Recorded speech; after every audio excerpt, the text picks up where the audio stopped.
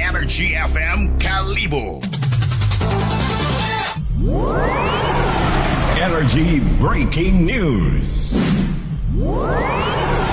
Energy Breaking News.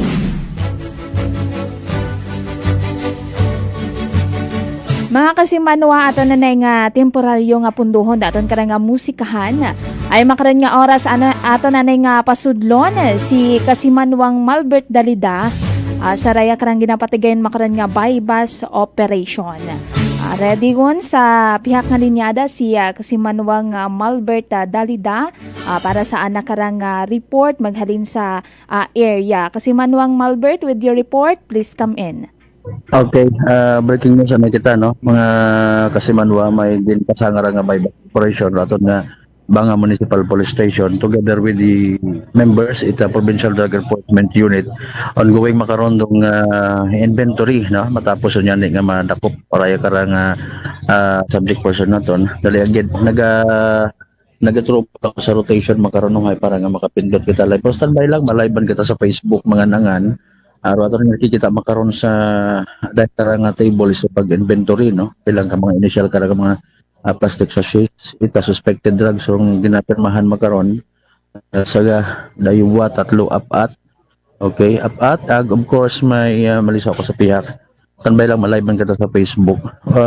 Dahil karang mga kwarta by bus manira, no? May mga sinsilyo pila pang ka mga drug items.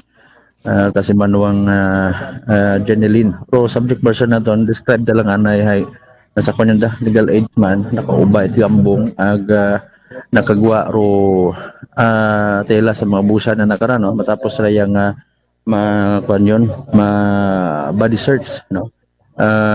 Of course, sandali ang may atong taga DOJ man iyahuwag, may barangay official ang nag-witness makaron sa dahil karang inventory man. So initially, saga daywa 3 apat ka mga plastic sachets containing suspected shabu kasi manwang dyan orong permado gon it aton nga seizing officer o kon police nga nakoptara, no? Syempre rong kwarta ina inventory pa, no? Dali ang actually dahil karang subject person nasa bali pangatlo na makaron na yung kahigayonan nga gin kuanit aton yung mga kapulisan as per initial nga information, no? Kasi manuwang dyan sa aton karon yung mga taga pagamati may lighter kita nga nakita tapos sinsilyo, no? Sa dayabi karang mga usual nga nakikita aton yung mga taga pagamati mga nakakatanaw man sa mga makarayang nga bypass o kung inventory na, no? Kay man do bypass operation tanabi hay or maka-join it akaron hayrong mga kapulisan syempre may pusol bayan nga ginatawag, no? So wa pa katakararo mga barangay officials media representative DOJ representative, no? Kinanglan nga matapos anayrong operation pero syempre una man doon nakapamantaw man, no? May table tapos dahil warang ka bahin may drug and non-drug items kung sa siyan nga butang or mga ebidensya, no? Pinsanon ta mga nangan aton nga interview man kay Police Major Dandy Gonsaludo marong hepe aton nga Banga Municipal Police Station and of course rong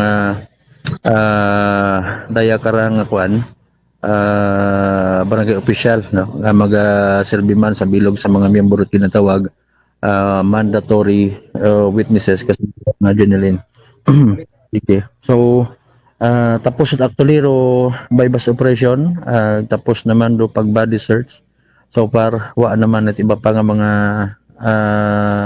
drug related items nga kita maliban sa lighter, kwarta, sensilyo, siguro mga dahil karang mga nakumpiska nga mga plastic sachets kita suspected drugs kasi man ang Angeline, no? Maplastar man ako sa pag-live natin sa Facebook.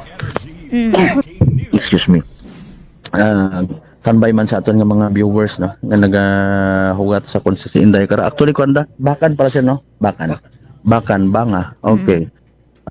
Sa karang magpanyimpo nga mainit-init hay mainit man nga breaking news. So far dayar ka una-unahan successful bypass operation at aton yung mga kapulisan sa pagpanguna syempre Banga Municipal Police Station headed ban it aton nga Hepe si Police Major Dandy Gonzalo do Kasimanwang Jeneline. So par din sa batod nga breaking news dili tayo sa area standby.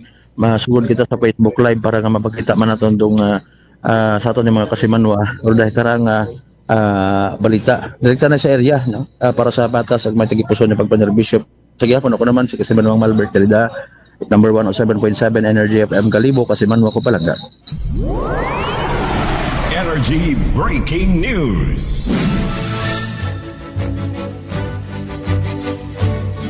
Alright mga Kasimano, nabatian naton si Kasimanwang Malbert Dalida no, sa ginapatigayon makaron nga bypass operation sa may barangay Bakan sa Banwa, Itabanga. Aga sa initial nga information, hay apat ka suspected shabu rong na kumpiska maghalin sa raya karon nga subject person no mga Kasimanwa imauraya legal age man nga sang kagagaki aga syempre rong raya karang nga operasyon hay joint operation aton karang nga PDU Aklan aton karang nga Banga PNP.